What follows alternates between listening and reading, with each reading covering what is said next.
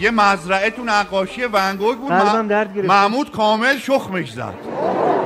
یعنی مزرعه کو آماده تخم ریزی شده بودی. چقدر قشنگ، چقدر قشنگ.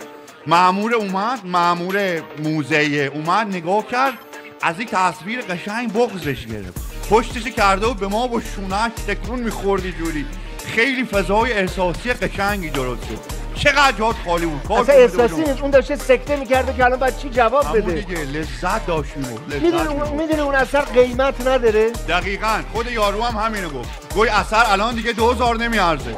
اصلا قیمت نداره دیگه. دقیقاً چقدر شما اطلاعات موزه‌ای دقیق ما شد. وای خدای بزرگ. خلاصه بود در فضای روحانگیز نقاشی و ببخشید ادامه دادین؟ سیر و سیاحتی. بله بلیط خریده بودیم. 5 تا بلیط خریده بودیم، گفتیم تا فنار صغر موزه باید ببینیم.